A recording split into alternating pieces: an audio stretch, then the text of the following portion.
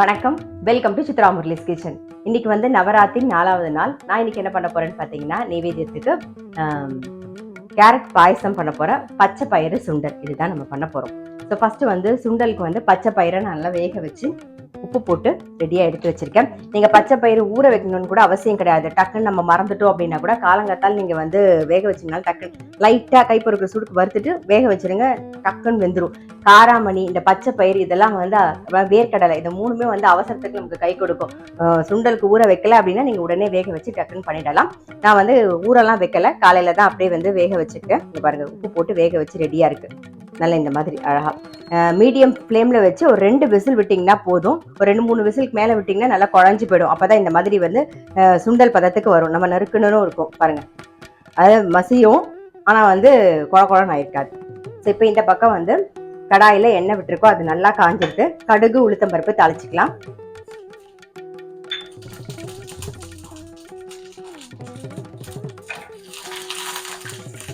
காரத்துக்கு வந்து வரமிளகா தான், ஒரு 2 வரமிளகா கிள்ளி வச்சுருக்கேன். அப்புறம் கொஞ்சம் கருவேப்பிலை சேர்த்துக்கிறேன்.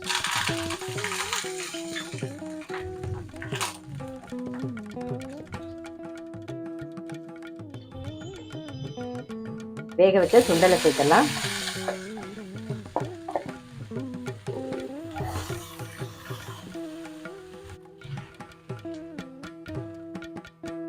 தேங்காய் சேர்த்துக்கலாம்.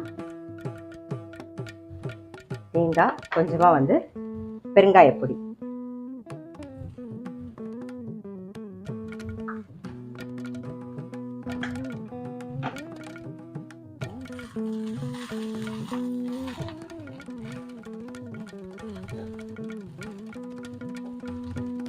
நம்மளுடைய சுண்டல் ரெடி ஆயிட்டு. ஸோ அதை ஓரமாக வச்சுட்டு அடுத்தது வந்து நம்ம கேரட் பாயசத்துக்கு ரெடி பண்ணிக்கலாம். இப்போ கேரட் பாயசம் தான் பண்ண போகிறோம். அதுக்கு வந்து நெய் விட்டுருக்கேன். முந்திரி பருப்பை வறுத்துக்கலாம். மீடியம் சைஸில் 2 கேரட் வந்து துருவி வச்சுருக்கேன். இப்போ அதுதான் சேர்த்துக்க போகிறோம். முந்திரி பருப்போட கேரட்டையும் சேர்த்து அப்படியே வதக்கிக்கலாம். நம்ம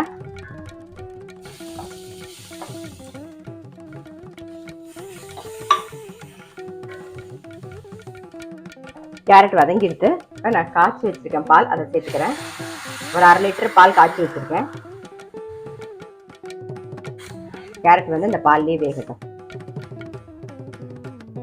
பாருங்க, நல்லா கொதிச்சு கேரட்டும் நல்லா வெந்திருக்கு. இப்போ வந்து ஏலக்காய் பொடி சேர்த்துக்கலாம்.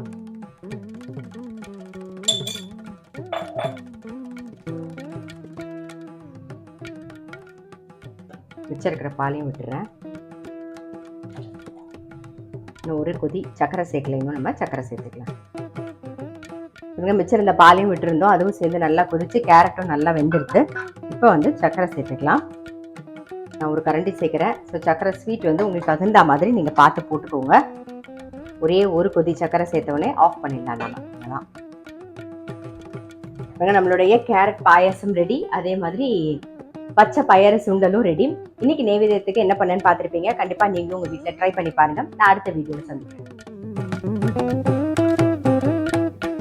மேலாக வந்து பாதாம் பருப்பை போட்டுடலாம். அதை மறந்துட்டேன் பாருங்க, கட் பண்ணி வச்சிருக்கேன். அதை மேலாக போட்டுருவோம். அவ்வளோதான்.